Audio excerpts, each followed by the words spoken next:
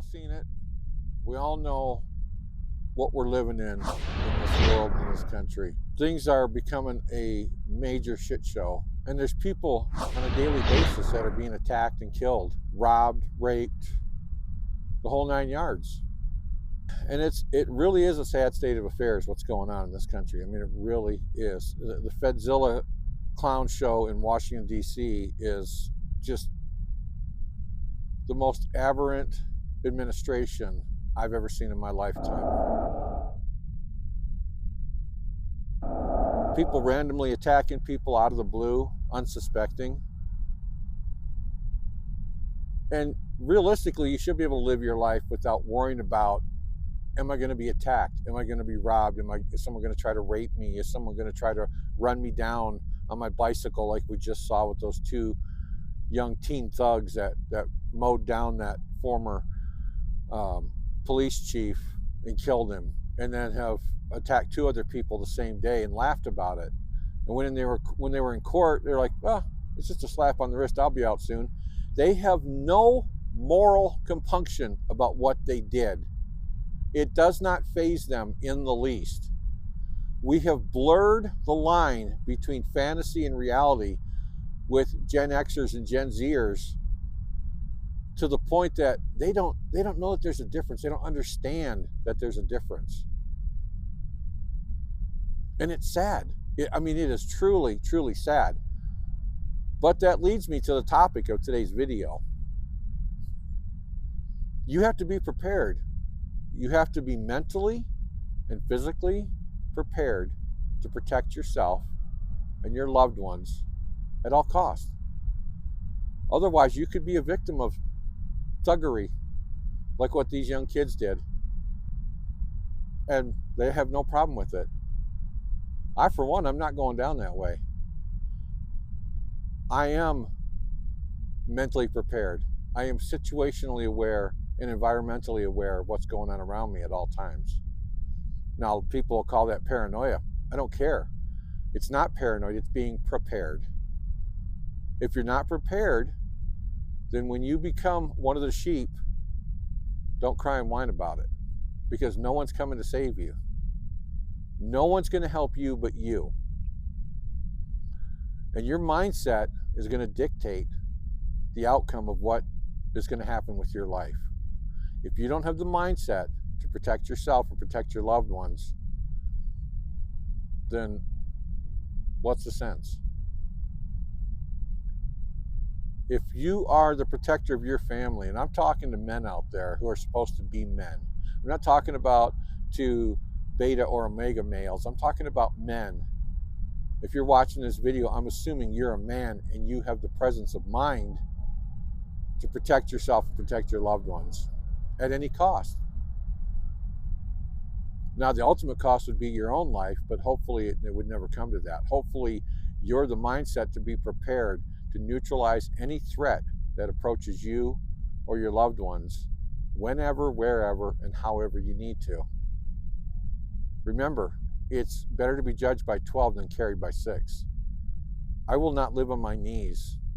I don't give a shit what this administration is doing. I will not live on my knees. I will not subjugate my freedoms and my rights for anybody, period. So you better have the mindset that when a threat comes to your door, and I'm talking to your face, which, I have a personal threshold. From the center of my head, 5-foot diameter is my personal threshold. You come to my door and threaten me, I'm neutralizing your ass. I'm not going to ask questions. I'm not going to banter back and forth with you. I'm not going to try to go toe-to-toe with you. It's that simple. Real world scenarios are not like what you see in Hollywood movies. Not even close. Real world scenarios ends up with one person walking away and the other person severely injured, maimed, or dead.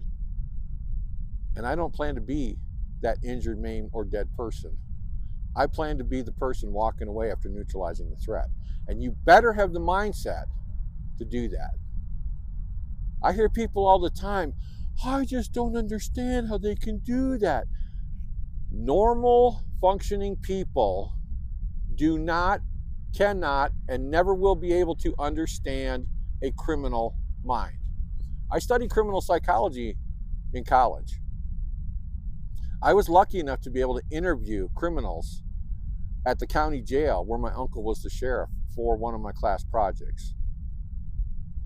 And the things that I heard and saw with the criminals that were in there, you just can't imagine how someone can be like that. You can't imagine how they could have that mentality that they had. People who had no compunction about raping. I talked to rapists. I talked to muggers. I talked to burglars. I talked to people who did B&Es, who carjacked. I talked to a variety, both men and women. Had no remorse for what they did because they didn't see anything wrong with it. Those kind of people are mentally ill and mentally unstable. It's that simple. It's bottom line. And if you're a mentally stable person, you cannot ever understand the instability of a mentally ill person. It's not fathomable. That's why you have criminals that do what they did, like what I just described to that retired police chief, running him down in a stolen vehicle on his bike and killing him and laughing about it. The criminal element is a sociopathic element. The psychopathy cannot be understood. You can't even begin to fathom what's going on in their head. But what's going on in your head should be the reality of needing to neutralize any threat of that level that comes to you and presents itself. And if you're not ready to do it, you should stay indoors. Along with the mindset of being a warrior, there are times when people call it evil. I don't call it evil. I call it the necessity of neutralizing a threat that wants to injure, maim, or kill you. You never know when that's going to happen. You never know when, where, how, or why it's going to pop up. But it's going to pop up sometime in your life, and you need to be prepared for it. And along with that mindset needs to come presence. You need to have the presence when you're out and about of being a predator who is not prey, who is not easily taken down by the scumbag predators out there. You want to be on the same level, but you don't have those psychopathic tendencies like they do. But you're going to let your presence be known that you will not go down easily, or you will not go down without a fight. It's that simple. I will never, ever subjugate my freedom, my rights for anybody. I will never bend or live on my knees, period. It's just not in my makeup, my personality, my DNA. When evil comes to my threshold, I'm taking it out, period. End of story. No other way around it. And you better be prepared to do the same. Don't be walking around with your face in your phone, ear pods or headphones on, blocking out and having the proverbial blinders on. And that's exactly what you're doing when you're doing this and you can't hear anything. That's what the thug predators are looking for. You're an easy sheep to cull from the herd, and that's exactly what they're looking for. Don't make yourself a sheep. I don't know if people do it trying to block out the world, trying to block out the reality of what's going on around them, but it's a stupid thing to do because you're just looking to be taken out. And I guess if that's what you want, continue to do it. Personally, I don't. I've seen people with their heads in their phones, ear pods or headphones on, get hit by vehicles, walk into light poles, telephone poles, other people, because they're not paying attention. How can you be so stupid? How can you be so blind? We have senses for a reason. and you should be using them, not burying them or covering them so that you don't know what's going on around you, walking around senseless. And that's exactly what that is. Now, after mindset and presence come situational awareness and environmental awareness. And those are something I'm going to talk about in the next video in this series. But you need to remember, mindset. Be of mindset that you need to neutralize any threat that comes to your door. And like I said, my door is from the center point of my body, 5-foot diameter. That's my personal space. That's my threshold. If you come and breach my threshold, I'm neutralizing your threat. I'm not going to stand there and banter back and forth with you, or toss, witty barbs back and forth, or try to go toe to toe and box you or any. I'm going to neutralize you, and I'm going to get the hell out of Dodge and walk away. And you should have that same mindset. Period. End of story. It's that simple. And if you don't, then stay in the house. Watch your Netflix and chill and whatever else you might do, because you're not equipped to handle the real world.